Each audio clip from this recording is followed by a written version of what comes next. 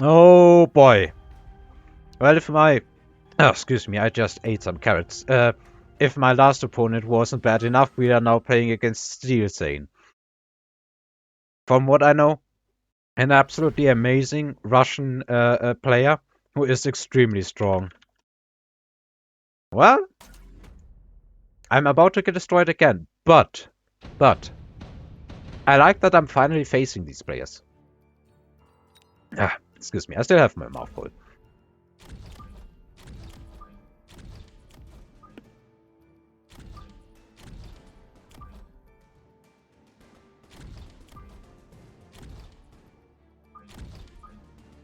Like, if you compared before, I want to say, like, go back and compare my MMR and everything to about a month ago. I wasn't even facing these guys. But I definitely will need, I will absolutely have, if I want to move up further, to face these people and hopefully not make it look too bad. Simply because if I, like, I want to learn from these players. They are absolutely amazing at this game. And he's going for some phoenixes. I have some units back here, but I don't really expect to beat this. He had one chaff and the phoenixes. Now I have some chaff moving in here, but my chaff here is in the middle. If it were on the outside, that would have been... on the inside, I think that would have been better, because they would have been stuck on that.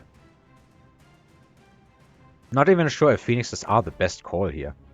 Also, he doesn't GLHF back.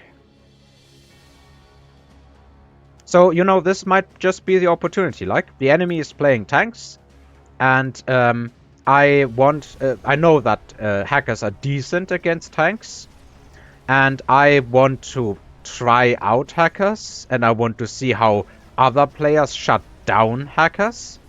So, is there a reason why I shouldn't now be trying hackers against Steel Sane and see how he will most likely completely and utterly destroy me in like 4 turns if I start going for hackers? Because I expect him to completely and utterly destroy me with everything, basically. I'm going to lose this turn. Not by too much. But he still has 100 in the bank, I think. Too bad that hacker didn't go down there.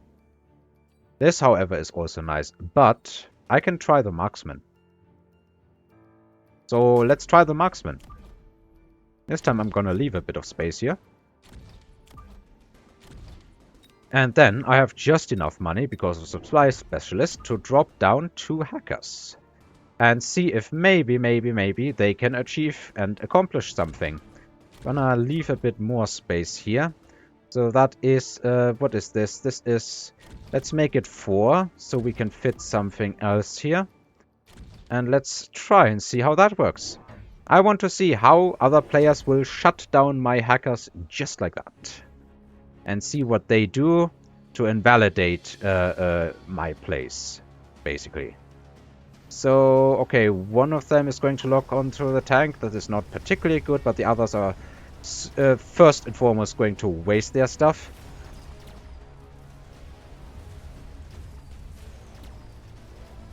Let's see how he shuts down my hackers.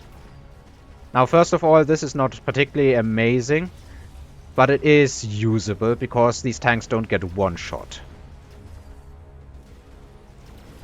The unfortunate part is that this hacker went down.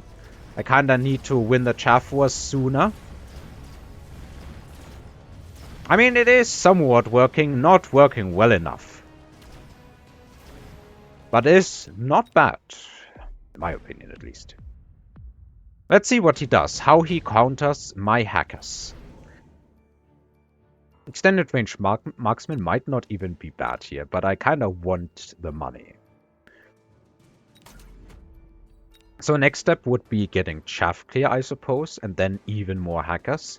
I don't necessarily want to get chaff clear with smaller units, because it's easy to burn them. So I guess we're just going to drop a Vulcan and then upgrade Yeah, upgrade these units and drop another set of chaff. Like, drop it back here. Actually, let's drop it here. And see if that combination can actually do something. I'm just experimenting, so if this fails, and I expect it to fail because Steel Sane raw skill is most likely about 5 times better than I am. And if I had to guess, experience-wise, about 50 times. Well, maybe that's too much. 50 times might be too much.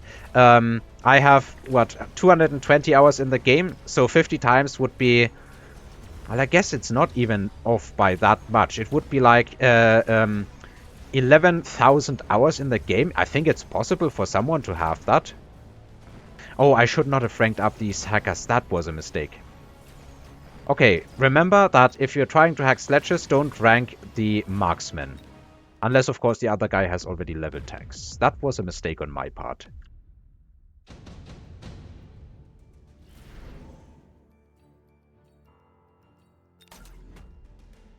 Now, apart from that, maybe what I do is I give them different targets. Do that, do that. Add this here. And should we just drop another hacker and start going for range, shields, and all the other good stuff? Let's try it. This is, for all intents and purposes, the time to experiment with hackers. Because I think it might be a long while until we meet someone as skilled as, well, Anzeigen Oberhauptmeister and Steel Sane. And if they can't shut it down, I would be declaring it broken. I fully expect them to shut it down. Like, look at the health. I haven't won a single round. Oh, he's leveling the tanks. That is actually nice. He's adding chaff. And it's very obvious that I'm going into hackers and Balkans. There's no secret here. He's mass recruiting even more tanks. He's funneling my forces towards the middle, which I don't necessarily like, but is it all that bad right now? I may be underestimating how bad it will be at some point.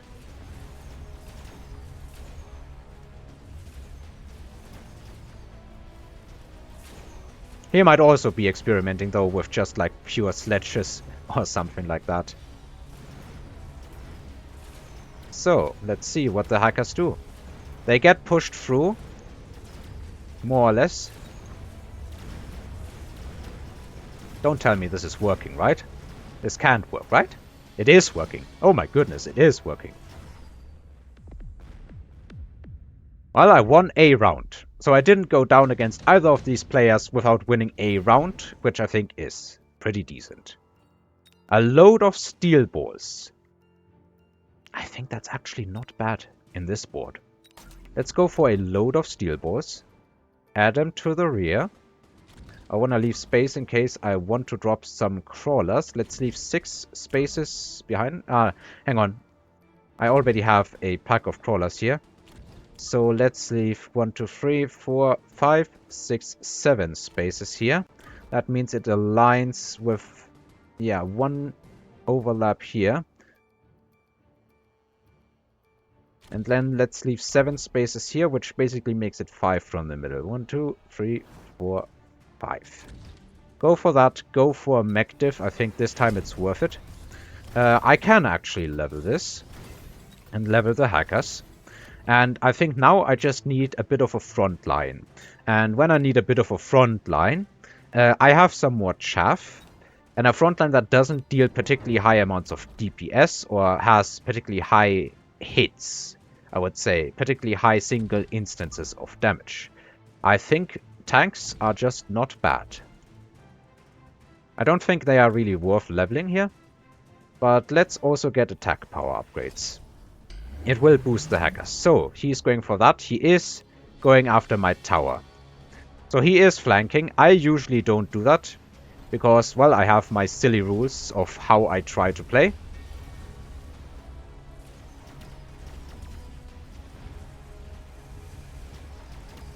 I probably should try and drop that against high-level players, but the Wasps are going after... Well, they were going after the Steel Balls, and now they've kind of gone to the rear. And they are not accomplishing all that much, and one marksman is slowly but surely plinking away at them.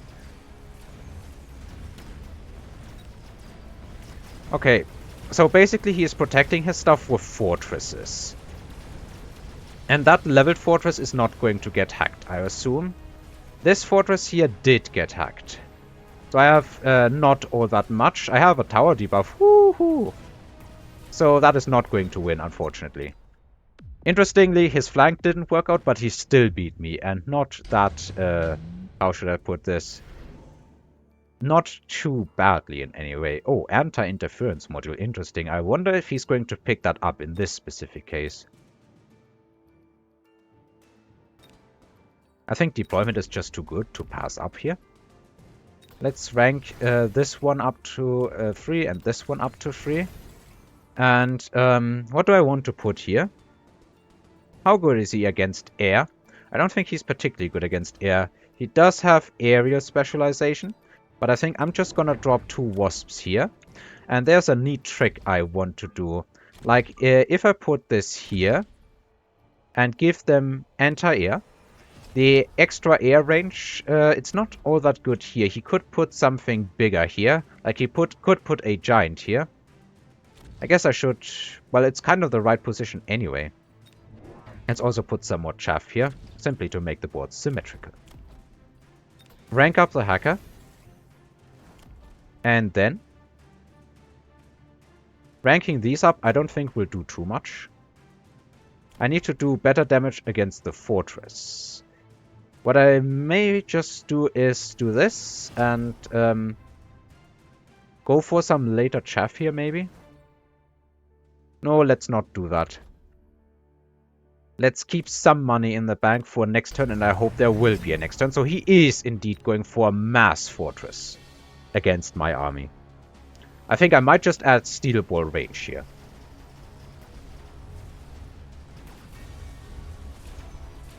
Steel ball range, I think, would not be bad here. Like, for real. I don't think it would be bad here. Right now, the steel balls just get wrecked. And they don't lock on to anything that is vital in any way, shape, or form.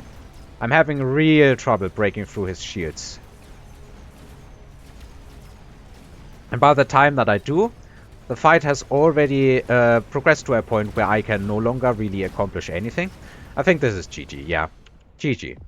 So his strategy was mass fortress with shields. Unfortunately, I couldn't get there in the past play. I simply couldn't get there, and he did take the anti-interference module. Yeah, he leveraged himself into that with a turn of money, basically.